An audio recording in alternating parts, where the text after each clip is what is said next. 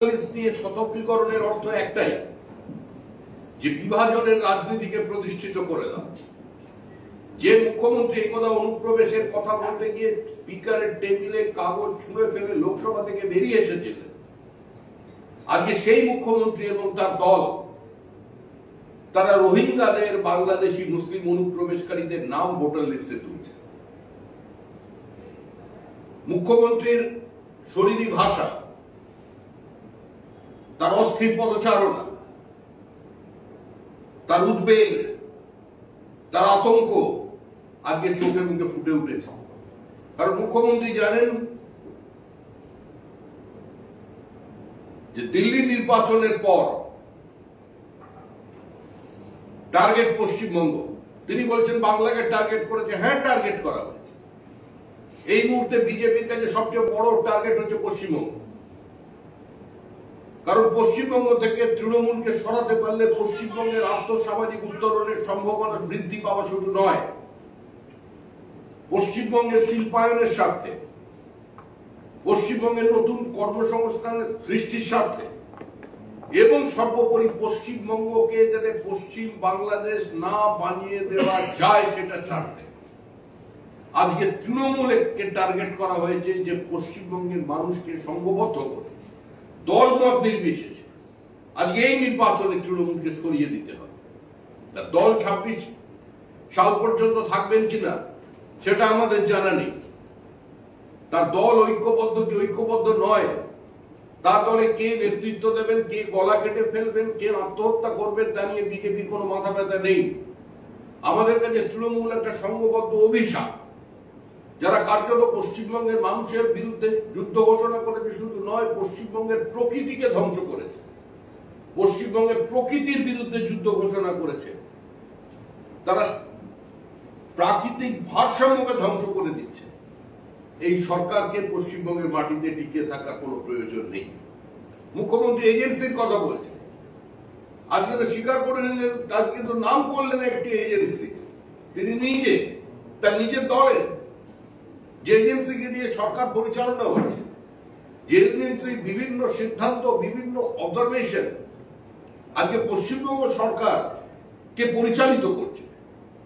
সরকারের বাইরে থেকে সমান্তরাল ভাবে একটা সরকার 3 বছর ধরে চলেছে। ট্রান্সফার, পোস্টিং, পানিশমেন্ট পোস্টিং সমস্ত তৈরি করছে আজকে একটি এজেন্সির নির্দেশে।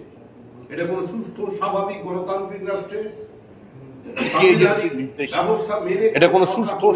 গণতান্ত্রিক রাষ্ট্রে সাংবিধানিক ব্যবস্থা মেনে কোন সরকার পরিচালনার পদ্ধতি নয়, যে পদ্ধতি তৃণমূল কংগ্রেস করেছে।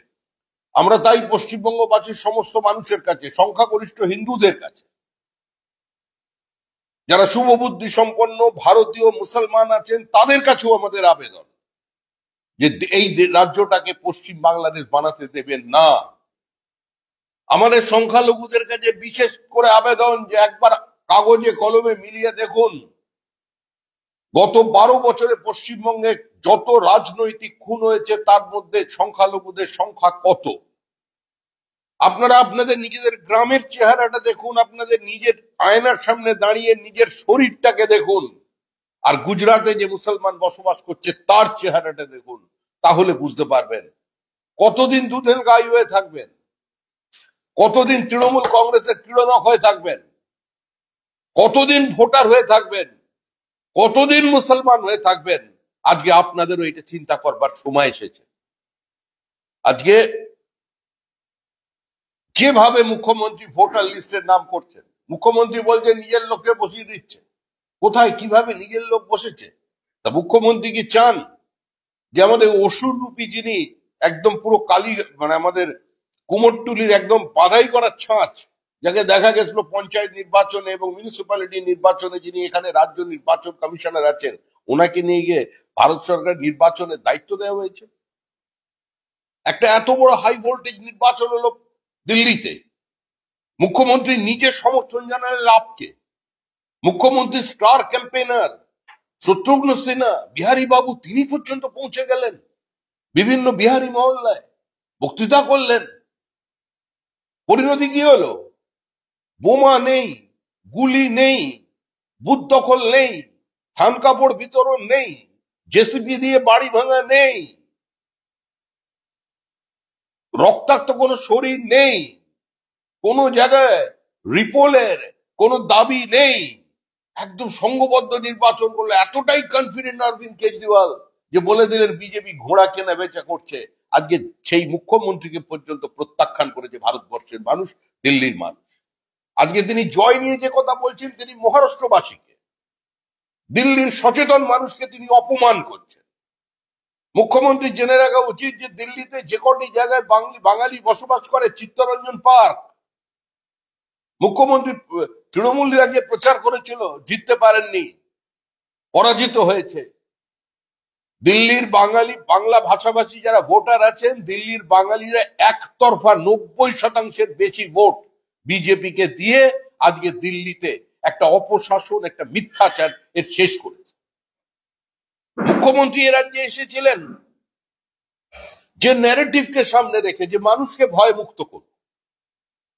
আর দিল্লিতে মুখ্যমন্ত্রীর ভাই যে ন্যারেটিভকে সামনে রেখেছিলেন যে ভারতবর্ষের রাজনীতির গতিমুখটা তিনি বদলে দেবেন, সমস্ত রাজনৈতিক দল দুর্নীতিগ্রস্ত, সমস্ত রাজনৈতিক ব্যক্তিত্ব দুর্নীতিগ্রস্ত, তাই পরিচ্ছন্ন ভাবমূর্তির স্বার্থে, একদম নির্ভেজাল স্বচ্ছতার স্বার্থে তিনি একটি সরকার তৈরি করতে চেয়েছিলেন। তৈরি হলো দিল্লির সরকার। সিএজির রিপোর্ট বলছে 2000 কোটি টাকার বেশি লোকসান করে দিয়েছে তার আবগারি পলিসি, যার অধিকাংশটাই গেছে আজকে সেখানে তৃণমূল, আজকে ওখানকার আপ নেতাদের পকেটে। আজকে এখানেও সেই একইভাবে দেখছেন, একইভাবে রেশন কেলেঙ্কারি।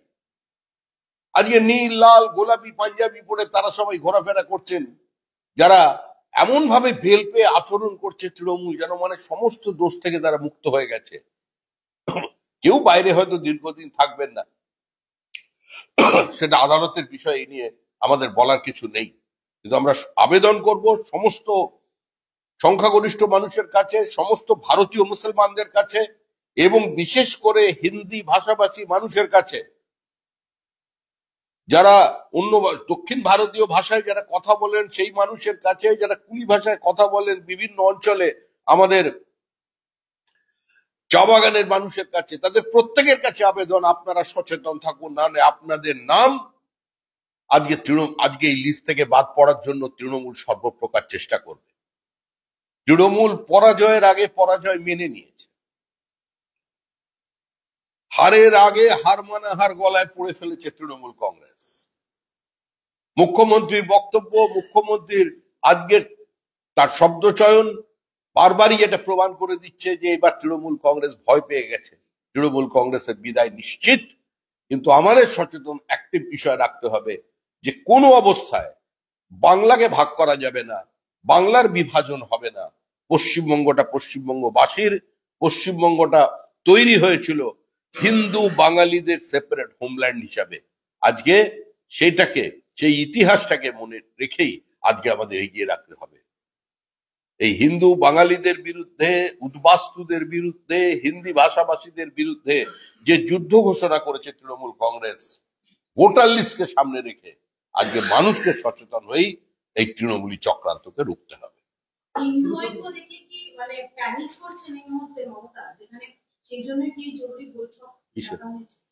মমতা ব্যানার্জি কেন কবে বৈঠক ডাকবেন সেটা আমাদের কিছু বিষয় আছে, ওটা ওনার ব্যাপার। তৃণমূল কংগ্রেসের কোনো বিষয় আমরা উৎসাহী নয়। ওনার পারিবারিক ব্যাপার, উনি কিভাবে রান্না করবেন, কোনটায় ঝাল বেশি দেবেন, কোনটায় নুন বেশি দেবেন, ওনাদের বিষয়। মমতা বন্দ্যোপাধ্যায় আজকে তার বলার সময় তিনি বলছেন যে নির্বাচন কমিশনে ওরা নিজেদের লোককে বসিয়েছে, এবং এই প্রসঙ্গে তিনি বলছেন কেন্দ্রীয় স্বরাষ্ট্রমন্ত্রীর কথা, এবং কেন্দ্রীয় স্বরাষ্ট্রমন্ত্রীর কথা উল্লেখ করে তিনি বলছেন স্বরাষ্ট্রমন্ত্রীর সমবায় দপ্তর, অপারেশন ডিপার্টমেন্ট, তার সচিব, তাকে বসিয়ে দিয়েছে নির্বাচন কমিশনে। নির্বাচন কমিশনে যতদিন এই ধরনের লোক থাকবে, নির্বাচন কমিশন কোনোদিন নিরপেক্ষ হতে পারবে না। আসলে তৃণমূলের ওপর থেকে নিচ পর্যন্ত স্বরাষ্ট্রমন্ত্রীকে নিয়ে আতঙ্কে ভোগেন। স্বরাষ্ট্রমন্ত্রী যখন লোকসভা কিংবা রাজ্যসভায় বক্তব্য রাখবেন, তখন দেখবেন তার এত তীর্যক বক্তব্যের পরেও তৃণমূল কংগ্রেসের পক্ষ থেকে উঠে কেউ কোনো শব্দ উচ্চারণ করেন। উনি সামনে এলেই বিগলিত করুণা, জাহ্নবী যমুনা, আর সরে গেলেই তার বিরুদ্ধে আক্রমণ। তো উনি কি চাইছেন এখানে যিনি আছেন, এখানে যিনি অসুর রূপী নির্বাচন কমিশনরা আছেন, ওনাকে ওখানে তুলে বসিয়ে দেওয়া হবে? ভারতবর্ষের কোন নির্বাচনে নির্বাচন কমিশনের বিরুদ্ধে কেউ কোনো অভিযোগ নিয়ে আসেনি। বাংলা থেকে গিয়ে এরা দু একটি কথাবার্তা বলে, কিন্তু কোথাও কোনো অভিযোগ নেই। বিজেপির আয়ু আর 2-3 বছর, এর মধ্যে ওরা বাংলাকে টার্গেট করেছে। বাংলা যেহেতু সব বিষয়ে কথা বলে, বাংলাকে টার্গেট করতেই হবে, কিন্তু বেশি ভাববেন না। বিজেপির আয়ু আর 2-3 বছর, বিজেপির আয়ু আর 2-3 বছর বলছেন মমতা ব্যানার্জি, এবং এই 2-3 বছরের মধ্যে ওরা বাংলাকে টার্গেট। বিজেপি সর্বভারতীয় নেতারা বিষয়টি নিয়ে চিন্তা করবেন, কারণ আমরা এখানে তো দেখেছি, আমরা গীতাঞ্জলির পরিবর্তে কথাঞ্জলি পেয়েছি, গীত বিতানের পরিবর্তে কবিতা বিতান পেয়েছি, আমরা বিশ্বভারতীর পরিবর্তে বিশ্ব বাংলা বিশ্ববিদ্যালয় পেয়েছি, আমরা মুখ্যমন্ত্রীর গান পেয়েছি, কবিতা পেয়েছি, সুরকার রূপে তিনি আত্মপ্রকাশ করেছেন। এবার মুখ্যমন্ত্রীর হাত থেকে আমরা দেখতে পাবো যে গুপ্ত প্রেসের পরে, বিশুদ্ধ সিদ্ধান্তের পরে মমতাময়ী পঞ্জিকা। সেই জন্য দিল্লির নেতারা চিন্তা করবেন, আর উনি যে পঞ্জিকা নিয়ে আসবেন, তোমরা একটা ব্যাপারে নিশ্চিত, 365 দিনের মধ্যে 200 দিনই অমাবস্যা থাকবে। না, এই যে বলা হচ্ছে যে বিজেপির আয়ু আর 2-3 বছর, এর আগেও আমরা আমার কাছে টিয়া পাখি নেই, ওনার কাছে থাকতে পারে। উনি তো এখন পর্যন্ত, তার আগে পর্যন্ত উনি জ্যোতির্বিদ ছিলেন। 144 বছর নিয়ে কুম্ভকে কি একটা বলে দিলেন, একটা সম্প্রদায়কে খুশি করবার জন্য। এখন আবার আয়ুর ব্যাপারে বলছেন। এবার উনি জ্যোতিষশাস্ত্র নিয়ে চিন্তা ভাবনা করছেন।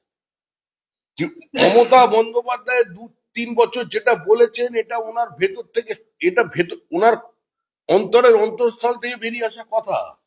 উনি তো বুঝতে পারছেন যে ক্ষমতা চলে যাওয়ার পর তারই তৈরি করা এই যে সন্তান তৃণমূল কংগ্রেস, এই দলটারই কোনো অস্তিত্ব থাকবে না। কিন্তু মুসল পর্ব শুরু হয়ে গেছে। এর মধ্যে তৃণমূলকে মারছে, কাউন্সিলররা সন্ধ্যাবেলায় বাড়ি থেকে বেরোচ্ছে না, পঞ্চায়েত প্রধান রাত্রিবেলা কেউ ডাকলে শব্দ করছে না, কেউ আবার দেখাশোনা করবার জন্য চায়ের দোকানে পর্যন্ত বসছে না, বাইরে থেকে বিহার থেকে লোক নিয়ে এসে পাশে বসিয়ে রেখেছে। এখানকার শুটারদের উপরে কোনো বিশ্বাস নেই। এই পরিস্থিতি। মুখ্যমন্ত্রী আজকে বীরভূমের সংগঠনের ব্যাপারে অনুব্রত মণ্ডল, কাজল শেখ সবাইকে নিয়ে চলতে বলছেন, কিন্তু যখন তিনি ওই বক্তব্য রাখছেন, সেই সময় বীরভূমে অনুব্রত এবং কাজল দুই গোষ্ঠীর মধ্যে সংঘর্ষ চলছে এবং সেখানে 8 জন আহত। অনুপরমাণু নিয়ে বেশি খেলা করতে নেই। একবার যদি বেরিয়ে যায়, একবার যদি সেখানে রেডিয়েশন শুরু হয়ে যায়, সেটাকে আর ফিরিয়ে আনা যায় না। একবার আপনি ছেড়ে দিয়েছেন, বাজারে ভেতরে মলিকিউলার বন্ডকে ভেঙে দিয়েছেন। এই আণবিক শক্তি নিয়ে লাভালাভ নিয়ে খেলাধুলো করতে গেলে সেটা চলতেই থাকে, চেন রিয়াকশন, ও চলবে এখন চারিদিকে। গোষ্ঠীদ্বন্দ্ব নেতৃত্ব সব ফালতু কথা, আসল ভয় হচ্ছে বাঙালি হিন্দুদের যে কনফিউশন, সেটা হিন্দু ঐক্যে এই মুহূর্তে কাঁপছে যারা দোষণকারীরা। তাহলে কি মানে সবার জরুরি ভিত্তিতে কি হিন্দুত্ব নিয়ে একটা এজেন্ডা তৈরিতেই মুহূর্তে পাচ্ছে? কে হিন্দুত্ব এজেন্ডা তৈরি করছে সেটা মমতা বন্দ্যোপাধ্যায় ঠিক করবেন। আমাদের কাছে তো ধর্মটা কোনো হাতিয়ার নয়। আমরা চাই যেন সামাজিক বহুত্ববাদ থাকুক, রাজনৈতিক বহুত্ববাদ থাকুক, প্রত্যেকে নিজের নিজের মত প্রকাশ করুক। ধর্মের নামে বিভাজনের রাজনীতি তৃণমূল কংগ্রেস করছে। কেউ কুম্ভ মেলায় হিন্দু ঐক্য থেকে যদি কেউ ভয় পেয়ে যায়, কেউ আবার কোনো জায়গায় পুজোয় মানুষের ঢল থেকে যদি ভয় পেয়ে যায়, আমাদের কি করার আছে? আর মুখ্যমন্ত্রী এখন স্বয়ং জগন্নাথ দেবকে ধরে নিয়েছেন দীঘার পাড়ে, উনি আবার এসবের মধ্যে। মুখ্যমন্ত্রী আজকে ভোটার লিস্ট নিয়ে বলেছেন, ভোটার লিস্ট নিয়ে সতর্ক থাকবেন, অনেক ভুয়ো নাম ঢোকানো হবে। এখন থেকেই ভোটার লিস্টের নাম নজর রাখার আবেদন করছি দলের কর্মীদের। যেটা বলেছেন উনি মুখে ওইটা বলেছেন, বার্তা দিয়েছেন অন্য। ভুয়ো নাম ঢোকাতে হবে না। তিনি বলতে চাইছেন, তোমরা ভুয়ো নাম যেগুলো বাংলাদেশিদের ঢুকিয়েছো ঢোকাও। আমি আওয়াজ তুলে যে জায়গায় হোক, হিন্দি ভাষাভাষী উদ্বাস্তু যারা আছেন, বাংলাদেশ থেকে এসছেন, তাদের নাম বাদ দেওয়ার ব্যবস্থা করো। তেলেগু তামিল যারা আছেন, তোদের নাম টামগুলো বাদ দাও, চা বাগানের নাম বাদ দাও। এটাই হচ্ছে মূল লক্ষ্য। আর বেশি হই হই করে দিলে যে নামগুলো ঢুকিয়েছে সেগুলোকে যেন বিজেপি বাদ দেওয়ার চেষ্টা, যে প্রক্রিয়া চালাচ্ছে ভুয়ো ভোটার, প্রত্যেকটা ওয়ার্ডে প্রত্যেকটা বুথে যেভাবে 50 জন, কোনো জায়গায় 100 জন করে নাম ঢুকিয়ে রেখেছে, আমরা সেই নামগুলোকে চিহ্নিত করছি। আমরা আমাদের সাধ্যমতো সাংগঠনিক স্তরে আমরা সমস্ত জায়গায় এর উপরে কাজ করছি। দলের তিনি সব, তারাপি সব রাজ থাকবে, অভিষেককে পাশে বসিয়ে আজকে বলেছেন মমতা, এবং একই সঙ্গে আইপ্যাককে নিয়ে চলার কৌশলী বার্তাও দিয়েছে। তাহলে কার কি এসে গেল? তিনি কাকে পাশে বসাবেন, কাকে দূরে বসাবেন, এই নিয়ে তো সাধারণ মানুষের দিকে এসে যায়। তিনি আইপ্যাককে দিয়ে কাজ করালে কিংবা অভিষেক বন্দ্যোপাধ্যায়কে পাশে বসালে যে 40,000-এর ছেলে মেয়ে প্রতারিত হয়ে গেছে, যাদের চাকরি চলে গেছে, চাকরি বিক্রি হয়ে গেছে, সেটা নিয়ে কি কোনো কথা বলেছেন? 2026-এ আরো বড় খেলা হবে, আরো জোরে বল মারার নিদান দিয়েছেন কর্মীদের। 2026-এ আরো বড় খেলা হবে, আরো জোরে বল মারার নিদান দিয়েছেন কর্মীদের, এবং একই সঙ্গে বলেছেন 215টা আসন পাবে।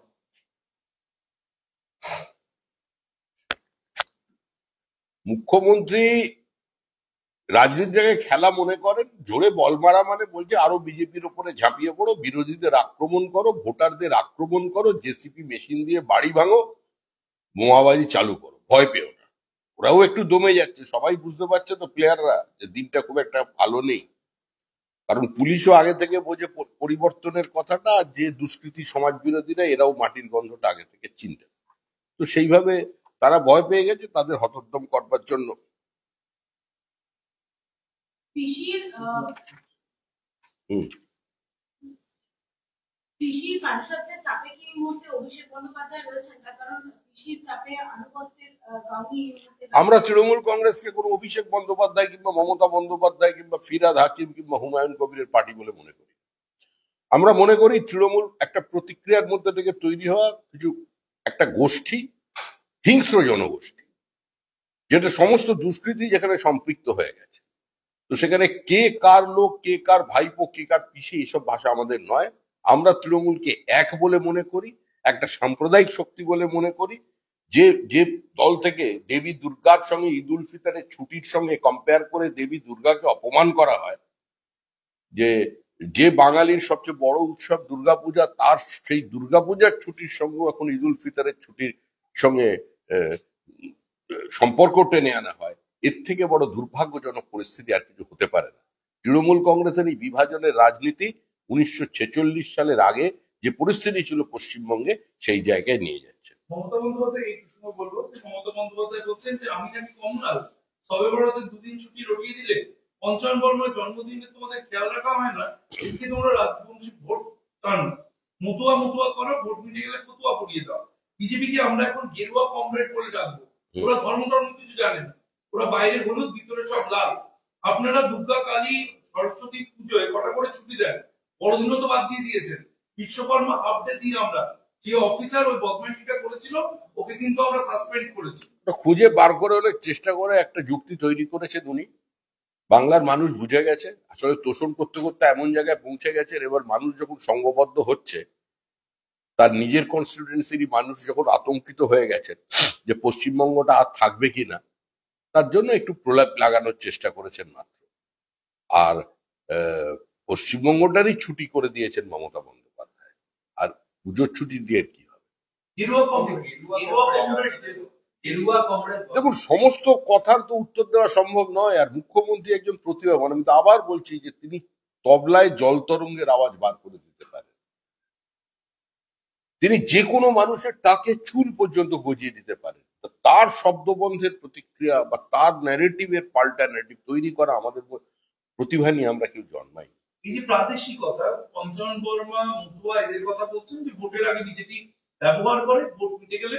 দেখো, তৃণমূলের রাজনীতি খণ্ড বিখণ্ডের রাজনীতি, তৃণমূলের রাজনীতি বিভাজনের রাজনীতি, তৃণমূলের রাজনীতি প্রতিহিংসার রাজনীতি। আমাদের রাজনীতি সংঘবদ্ধতার রাজনীতি। এই পার্থক্য তো আছে, থাকবে এবং থাকাটাই স্বাভাবিক। অভিষেক পুরো বিষয়টা বুঝিয়ে বলেছেন। আমি আরো একবার বলে দিচ্ছি, ভালো কাজ করলে পুরস্কার দেব, আর যারা শুধু ভাষণ দিয়ে চলেন, বিজেপির বিরুদ্ধে খেলতে নামালে লড়তে পারেন না, তাদের জন্য কোনো আমার দয়া মায়া নেই। দয়া মায়া কুড়ে ঘরের লোকটার জন্য আছে, যারা দলের জন্য কাজ করে। আসনবাজি করবেন আর বিজেপি। কুড়ে ঘরের কোনো লোক এখন আর তৃণমূল কংগ্রেসের কোনো নেতৃত্বে নেই। কোনো জায়গায় তৃণমূল কংগ্রেসের কারোর আর কুড়ে ঘর নেই। তৃণমূল কংগ্রেসকে নেতাদের, গ্রামের নেতাদের দেখলেই চেনা যায়। একদম ঝাঁ চকচকে স্করপিও গাড়ি, ওপরে 150 ব্যাচ, বলে দিতে হয় না কে তৃণমূল আর কে তৃণমূল নয়। এটা বলতে চাইছেন যারা ঠিকঠাক এলাকায় ভোটের পরে ভাঙচুর করতে পারোনি, বিজেপির মাটির বাড়ি ভেঙে দিতে পারোনি, তাদের দলে কোনো জায়গা নেই। ভোটার লিস্ট নিয়ে নতুন কমিটি করলেন তিনি, যে ভোটার লিস্ট নিয়ে একটু আগে আমরা আলোচনা করছিলাম, তাতে তাৎপর্যপূর্ণভাবে সুব্রত বক্সির নেতৃত্বে সেই কমিটি, সেখানে ভেতরে আমরা দেখলাম প্রায় 23-25 জন রয়েছে, বিভিন্ন জেলার বিভিন্ন প্রতিনিধি, তাতে রাজ্যসভার সাংসদদেরও গুরুত্ব দিয়ে রাখা হয়েছে, আবার একবারে যারা এমএলএ তাদেরও রাখা হয়েছে। এই যে ভোটার লিস্টের জন্য বিশেষ কমিটি, এরা কাল থেকে বসবেন, 4 জন করে টাস্ক নিয়ে সলভ করবেন, কিন্তু সুব্রত বক্সিকে ভরসা রাখলেন কমিটির মাথায় রাখার জন্য। সুব্রত বক্সিকে নেতৃত্ব দিয়ে এই কমিটি তৈরি করা হলো ভোটার লিস্ট কারেকশন বা নজর রাখা। সুব্রত বক্সি এমনি শরীরটা ভালো যাচ্ছে না, এত কাজের চাপ দিয়ে দিলেন, যেসব সোনার টুকরো ছেলেরা এদিক ওদিকে বসে আছে, এটা তো কোনো কাজ নয়, এটা অকাজও নয়, এটা কোনো কিছুই নয়। আর এটা তো ছিল সাংগঠনিক বৈঠক। এই সাংগঠনিক বৈঠকে আপনারা এই বৈঠক নিয়ে এত ইন্টারেস্টেড হয়ে পড়লেন কি করে? আপনারাই এত কথা জিজ্ঞেস করছেন। এই যে এই কারণে যে প্রশ্নটা উঠছিল যে ভোটার লিস্টের কমিটি সারা রাজ্যে তৈরি হলো সুব্রত বক্সির নেতৃত্বে, কিন্তু একটা বিদ্রোহ তলায় মতামত দিয়ে দিলেন, বীরভূমের ক্ষেত্রে অন্যভাবে কাজ হবে, ওদের অন্য একটা কমিটি করা হবে, অনুব্রত কাজলকে কনফিডেন্সে নিয়ে কাজ করতে হবে, আশিস শতাব্দীকেও মাঝে মাঝে ডেকে নেবে, সবাইকে নিয়ে কাজ করতে হবে, যে জেলা সভাপতি শুনবে না আমি কিন্তু ছাড়বো। বীরভূমে বিদ্রোহ না, বীরভূমে অনেক কিছু আছে মাটির নিচে, বীরভূমে পাথর আছে, তো সেই জন্য বীরভূমের রাজনীতির ভারসাম্যটা একটু অন্যরকম। ওখানে একজন মহাত্মা গান্ধী আছে, সে স্কোয়ার ফিটে সরকারি লোক বলছে, সে আবার স্কোয়ার ফিটে নাকি 5 টাকা নিয়ে নিচ্ছে, এসব বিভিন্ন রকমের গল্প ওখানে ঘুরে বেড়ায়। তো যেখানে এত পাথর আছে, পাথর ছোড়াছুড়ি হবে, মাঠ এত প্রেশার আছে, সেই জন্য একটা স্পেশাল দায়িত্ব আলাদা করে দিচ্ছে। এরা এত চাপ নিতে পারবে না। সুব্রত বক্সির শরীর ভালো যাচ্ছে না, ওখানে গেলে আবার যদি স্টোন চিপ ছুঁড়ে মারে, তো এই অসুবিধা আছে, ওই জন্য করে দিচ্ছে। ভোটেলেই তৃণমূলকে চার্জশিটের নাম তোলা তৃণমূল নেতাদের, ভোটেলেই মনে পড়ে তৃণমূলের নেতারা চোর চোর বলে তেড়ে আসা। আর্জিকর নিয়ে তো এত কিছু করলে, আর্জিকরে আমাদের কিচ্ছু করতে পারবে, আর্জিকরে আমাদের কিচ্ছু করতে পারবে, ভোটেলেই মনে পড়ে চার্জশিটে তৃণমূলের নাম। আসলে তৃণমূল তো এইভাবেই করে থাকে, সিআইডি এইভাবেই চলে, পুলিশ এইভাবেই চলে, সেই জন্য প্রত্যেকের মধ্যেই তৃণমূল কংগ্রেস অন্যের নিজের ছায়াটাই দেখতে পায়। আর মুখ্যমন্ত্রী মমতা বন্দ্যোপাধ্যায় কোনো প্যারাট্রুপার পলিটিশিয়ান নন, তিনি জমি চেনেন, রাজনীতির গন্ধটা তিনি আগে থেকে পান। অনেকজন যে ঢুকতে চলেছে হয়তো বুঝতে পেরেছেন, মনে হচ্ছে ওনার কাছে খবর আছে। কুচুটে উৎসাহ স্বৈরাচারী দল কোথাকার, জবাই মাধাই গদাই, সাথে আরো একটা আছে, না ওদের কথা এখন বলবো না, আমি পুরোটা জেনে নিই তারপর বলবো। ওই যে নিমাইটা তারপরে আছে, উনি তার নামটাকে খুঁজে আনুন, তারপরে আমরা যা বলার বলবো। খেলার উনি ক্লাসিফিকেশন করে দিয়েছেন, উনি বলেছেন খেলা 1, খেলা 2, খেলা 3, খেলা 4, এবং সেখানে বলে দিয়েছেন খেলা নাম্বার 1 ভোটার লিস্ট, খেলা নাম্বার 2 মানুষের সঙ্গে যোগাযোগ করে বাড়ি বাড়ি গিয়ে জনসংযোগ, খেলা নাম্বার 3 এলাকায় কারা আসছে কারা যাচ্ছে নজর রাখতে হবে, দাঙ্গা যাতে না হয় নজর রাখা দরকার, খেলা নাম্বার 4 বিজেপির হবে হার, মাথায় থাকবে ভোটার লিস্ট থেকে খেলা শুরু করতে হবে। খেলা নাম্বার 5 একটাই আছে, বড় খেলা, সে খেলাটা হচ্ছে বাবুঘাটে ফিরহাদ হাকিমের সাজানো ঘাটে তৃণমূল কংগ্রেসের বিসর্জন, সপরিবার। আর ওই যে অভিষেক যে 215টা বলেছে 215টা পার করবো, তারপর কোনো কথা, বিজেপি এবার যা পেয়েছে সেটা ওদের পেতে দিলে চলবে না। লোকসভায় যে বিধানসভাগুলো হেরেছে সেগুলো ঢোকানোর চেষ্টা করবে, কেয়ার নেবেন। লোকসভায় যে বিধানসভাগুলো হেরেছে ওগুলোতেও আমি তো আবার বলছি, মুখ্যমন্ত্রীর আজকে শরীরী ভাষা, মুখ্যমন্ত্রীর শব্দচয়ন, মুখ্যমন্ত্রীর ঘোষণা, মুখ্যমন্ত্রীর ছন্দবদ্ধতা, মুখ্যমন্ত্রীর আক্রমণ থেকে একটা জিনিস প্রমাণিত, মুখ্যমন্ত্রী ভয় পেয়েছেন, মুখ্যমন্ত্রী হারটা দেখতে পাচ্ছেন, মুখ্যমন্ত্রীর হতাশা, মুখ্যমন্ত্রীর আতঙ্ক, মুখ্যমন্ত্রীর পরাজয়ের সেই দিনটা আজকে মুখ্যমন্ত্রী চোখের সামনে দেখতে পাচ্ছেন, আর তার থেকে এ ধরনের বক্তব্য রাখছেন। শেষ কথা বলবে, তোমরা হঠাৎ করে নেতা হয়েছো, সিম্বল চিনি না, নেতার নাম বলে বেড়াচ্ছ, কেউ তৃণমূল বোঝে না, এদিকে দাদার রাজনীতি করি, উঠিয়ে সোশ্যাল মিডিয়া দেখি আমি, কিন্তু প্রতীক না থাকলে আপনি এমএলএ কাউন্সিলর হতে পারতেন কোনোদিনও, পঞ্চায়েতে জেতার ক্ষমতা ছিল, প্রতীকটা আসল, এটা মাথায় রেখে জোড়া করুন, মাথায় রেখে মা মাটি মানুষ নিয়েই কাজ করতে হবে। প্রতীকই আসল, প্রতীক না থাকলে আপনি পঞ্চায়েতেও জিততে পারতেন না। ওর ছোট বিজেপি কি এই বিষয় বলবে? এ বিষয়ে যা বলার তৃণমূল কংগ্রেসের অন্য কারোর থেকে গিয়ে প্রতিক্রিয়া নিন। কেউ যদি সাহস করে দিতে পারে মুখ্যমন্ত্রীর বিরুদ্ধে, তিনি বলতে পারবেন। সব তো রাত্রিবেলা টেলিফোনে কেউ বলেন, মনের দুঃখের কথা সাংবাদিকদের বলেন, সামনে কেউ দাঁড়িয়ে বলতে পারেন না। ওই জন্য তিনি বলছেন, ঠিকই বলছেন। দলীয় কর্মীদের শিক্ষা নেই। প্রতীক সমেত প্রতীককে আমরা অমর্যাদা করছি না, কিন্তু আমি বলছি যে তৃণমূলের চলে যাওয়া অবশ্যম্ভাবী। তৃণমূল হারছে, তৃণমূল চলে যাচ্ছে। যাবার বেলায় এরকম একটু হয় বেলা শেষে। আমাদের একটা এজেন্সি আছে, কিন্তু পিকের আইপ্যাক এটা নয়। ওইটা ওই দলটা অন্য জায়গায় কাজ করছে, ওরা এখানে কাজ করে না, এরা অন্য টিম। উল্টো পাল্টা বলা বন্ধ করুন, সবাই মিলে মিশে কাজ করতে হবে। ওনার টিম তাহলে আইপ্যাক নয়। দেখুন, ওনার কোন টিম আন্টার্কটিকায় কাজ করছে কিংবা কোন টিম গিয়ে মঙ্গল গ্রহ থেকে পশ্চিমবঙ্গের রাজনীতির পর্যবেক্ষণ করছে সেটা তো আমাদের জানা নেই। আমরা মনে করি রাজনীতি মানুষের জন্য এবং মানুষ মানুষের জন্য। সুতরাং মানুষের কথা, মানুষের ব্যথাকে নিয়ে, মানুষকে সঙ্গে নিয়ে নির্বাচনে যেতে হয়। তো কোনো রাজনৈতিক দল যদি এজেন্সি নির্ভর হয়ে যায় সেটা তাদের ব্যাপার। আমাদের রাজনীতি মানুষকে নিয়ে সঙ্গে চলার রাজনীতি। এই দেখলেন না দিল্লির নির্বাচনটা, সবাই মিলে মিশে হই হই করতে করতে কিরকম মানুষ সুন্দর ভোট দিয়ে ভাইকে হারিয়ে দিল। এবার দিদি ভাইয়ের সময়। তৃণমূলের বৈঠক থেকে অভিষেক বলেছেন যে বিজেপিতে যোগ দিচ্ছি না, বাজারে ভুল খবর। বিজেপি কি অভিষেককে, না বিজেপিতে যোগ দিচ্ছেন, বিজেপি কি অভিষেক বন্দ্যোপাধ্যায়কে কেন প্রয়োজন হবে? আমরা কি অভিষেক বন্দ্যোপাধ্যায়কে দলে নেব বলেছি? বিজেপি কোথা থেকে আসছে এর মধ্যে? ওদের কারোর পারিবারিক ব্যাপারের মধ্যে ঢোকার আমাদের বিন্দুমাত্র ইচ্ছে নেই। আমরা তৃণমূলটাকে এক মনে করি, যেখানে নবীন প্রবীণ বলে কিছু নেই, যেখানে অভিষেক মমতা বলে কিছু নেই, যেখানে দুষ্কৃতী পুলিশ বলে কিছু নেই, যেখানে পঞ্চায়েত কিংবা সাংসদ বলে কিছু নেই। মিলেমিশে একাকার একটা গোল ফুটবল, সেটাই ঘুরে বেড়াচ্ছে চারদিকে।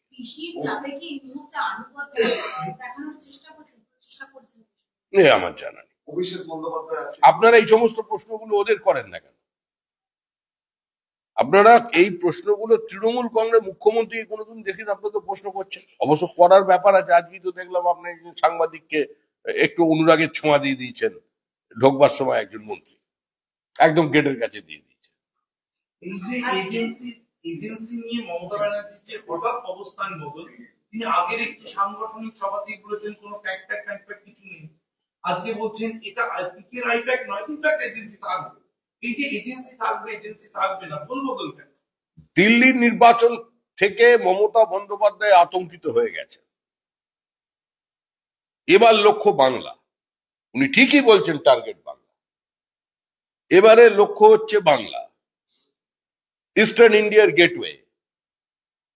শুধু পূর্বাঞ্চলের মানুষকে আর্থসামাজিক ব্যবস্থা যদি পরিবর্তন করতে হয়, পশ্চিমবঙ্গে বিনিয়োগ বাড়াতে হবে, শিল্পায়ন বাড়াতে হবে, আইন শৃঙ্খলার যে অরাজক অবস্থা তৈরি হয়েছে, যে নৈরাজ্য চলেছে, তার থেকে মুক্তি দিতে হবে।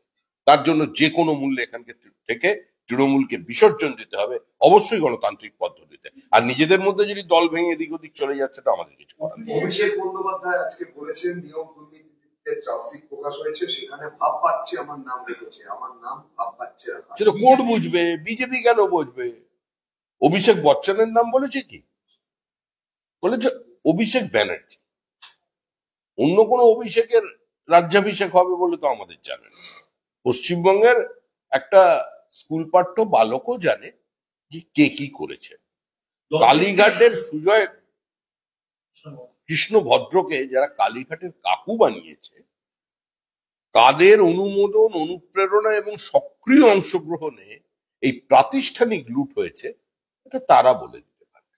কিন্তু অভিষেক বলছেন যে এখানে অভিষেকের যে নাম বলা হলো, তাতে কেন তাকে অভিযুক্ত, মানে প্রশ্ন উঠে আসে যেটা নিয়ে যে অভিযুক্ত হিসেবে বলা হলো না, সাংসদ হিসেবে বলা হলো না, শুধুমাত্র তার নাম আলোচনার মাঝে আনা হলো। সেটা উনি কালকে আদালতে গিয়ে জিজ্ঞাসা করুন, কারণ আদালতের নির্দেশ এবং নজরদারিতে তদন্ত চলছে। না হলে নিজে থেকেই সিবিআই অফিসে চলে যান। সিবিআই